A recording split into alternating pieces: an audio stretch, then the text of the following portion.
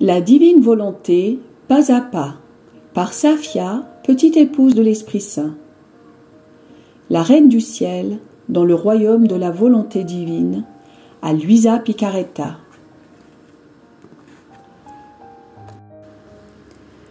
Prière quotidienne à la Reine céleste. Au nom du Père qui m'a créé, et du Fils qui m'a racheté, et du Saint-Esprit qui me sanctifie. Amen. Fiat voluntas tua.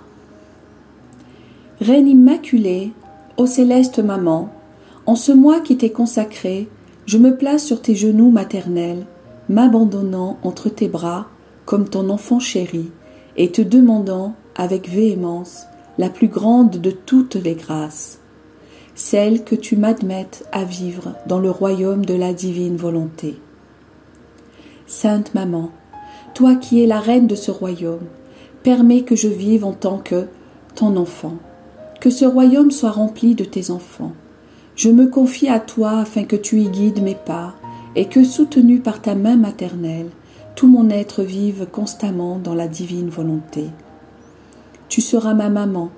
À toi, ma maman, je confie ma volonté pour que tu l'échanges contre celle de Dieu et qu'ainsi je sois assurée de ne jamais quitter cette divine volonté. Je te prie de m'éclairer afin que je comprenne bien ce qu'est la divine volonté. Amen. Je te salue, Marie très pure, conçue sans péché. Le Seigneur est avec toi. Tu es bénie entre toutes les femmes, et Jésus, le fruit de tes entrailles, est béni. Sainte Marie, Mère de Dieu, co-rédemptrice du monde, Mère et Reine de la divine volonté, Immaculée Conception, Mère des vivants et de l'Église, prie pour nous pécheurs de toutes les générations, et veuille répandre l'effet de grâce de ta flamme d'amour à toute l'humanité, maintenant et à l'heure de notre mort. Amen. 18e jour. La Reine du Ciel dans la maison de Nazareth. Le ciel et la terre sont sur le point de se donner le baiser de paix. L'âme à sa Reine immaculée. Ma souveraine maman, me revoici pour poursuivre ma route avec toi. Ton amour m'enchaîne et me rend tout attentif, à écouter tes merveilleuses leçons. Mais cela ne me suffit pas. Si vraiment tu m'aimes comme ta fille, ton fils, enferme-moi dans le royaume de la divine volonté, où tu as vécu et vis toujours, et ferme-en les frontières, de telle façon que même si je le veux, je ne puisse plus en ressortir. Alors, comme une mère avec sa fille, son fils, nous vivrons ensemble et serons heureuses, heureux. Leçon de la Reine du Ciel.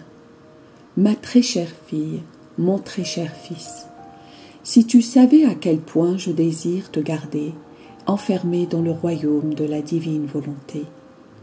Chacune des leçons que je te donne est une clôture que je dresse pour t'empêcher de sortir.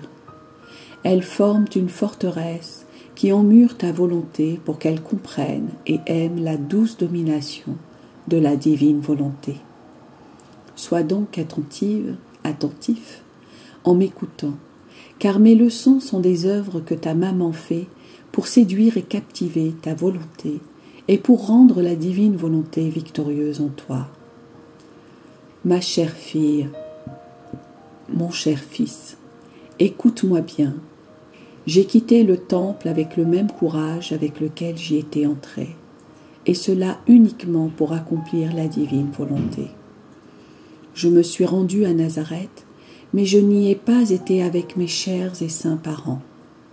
Durant le voyage, j'étais accompagnée uniquement de Saint Joseph, que je voyais comme un ange gardien, donné par Dieu, bien que j'eusse aussi une cohorte d'anges qui m'accompagnaient.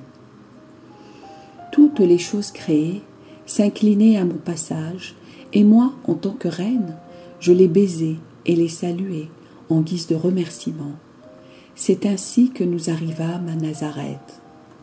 Je dois te dire que saint Joseph et moi, nous nous regardions avec réserve et modestie. Nous avions le cœur gros parce que chacun voulait faire savoir à l'autre que nous avions fait à Dieu le vœu de virginité perpétuelle. Finalement, le silence fut rompu et chacun de nous déclara ce fait. Oh, comme nous nous sommes sentis heureux! En rendant grâce au Seigneur, nous nous sommes promis mutuellement de vivre comme frères et sœurs. J'étais très attentionnée en le servant. Nous nous regardions l'un l'autre avec vénération, et une grande paix régnait entre nous. Oh, si tous voulaient se refléter en moi en m'imitant. Je m'adaptais très bien à une vie ordinaire. Je ne laissais rien paraître extérieurement de ces grands océans de grâce que je possédais. Maintenant, écoute-moi bien, ma fille, mon fils.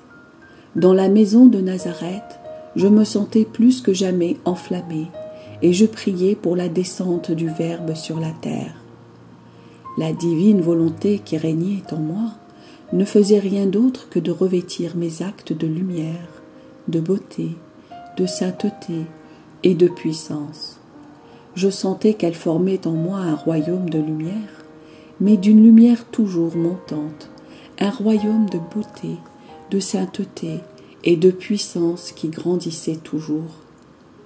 Ainsi, toutes les divines qualités que la divine volonté avait mises en moi, par son règne, m'apportaient la fécondité.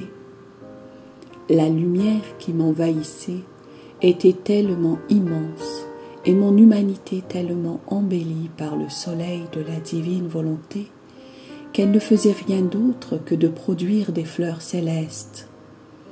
Je sentais le ciel s'incliner vers moi et la terre de mon humanité s'élever. Le ciel et la terre s'étreignaient et se réconciliaient en se donnant un baiser de paix et d'amour. La terre se disposait à produire la semence pour former le juste, le saint, et le ciel s'ouvrait pour que le Verbe descende dans cette semence.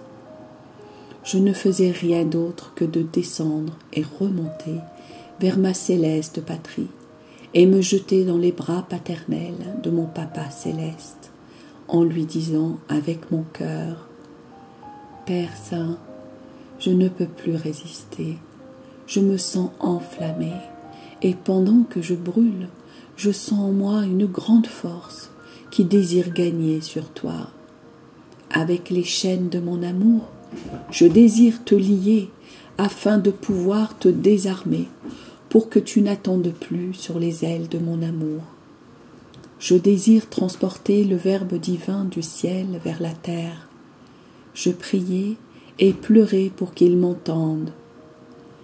La divinité vaincue par mes larmes et mes prières me rassura en me disant: Fille, qui peut te résister?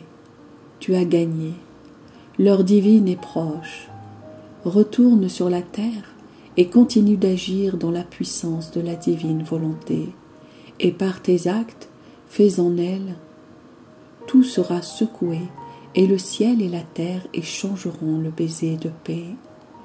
Mais malgré tout cela, je ne savais pas encore que j'allais être la mère du Verbe éternel. Cher enfant, écoute-moi et comprends bien ce que signifie vivre dans la divine volonté. En vivant en elle, je formais le ciel et son divin royaume dans mon âme. Si je n'avais pas formé ce royaume en moi, le Verbe n'aurait jamais pu descendre du ciel sur la terre. S'il descendit, c'est parce qu'il y avait en moi son propre royaume formé par la divine volonté. Il trouva en moi son ciel et ses joies divines. Le Verbe ne serait jamais descendu dans un royaume étranger. Oh non, non, il voulut d'abord former son royaume en moi et ensuite y descendre en vainqueur. En vivant toujours dans la divine volonté, j'ai acquis par grâce ce qui est en Dieu par nature, la divine fécondité, laquelle m'a rendu apte à former la semence sans intervention humaine pour que germe en moi l'humanité du Verbe éternel. Qu'est-ce que la divine volonté ne peut faire quand elle opère dans une créature? Elle peut tout faire et produire tous les biens possibles et imaginables. Et donc à cœur que tout soit divine volonté en toi, si tu veux imiter ta maman et la rendre heureuse. L'âme a sa reine immaculée. Sainte maman, si tu veux, tu peux. Comme tu as eu la puissance pour vaincre Dieu au point de le faire descendre du ciel sur la terre, tu ne manqueras pas non plus de puissance pour vaincre ma volonté afin qu'elle n'ait plus de vie. J'espère en toi et de toi je recevrai tout. Petite pratique. Pour m'honorer aujourd'hui, tu me feras une petite visite à la maison de Nazareth. Tu me donneras tous tes actes en hommage pour que je puisse les unir aux miens, afin de les convertir en divine volonté.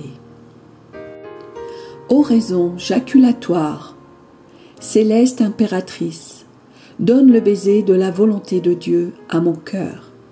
Amen. Fiat voluntas tua.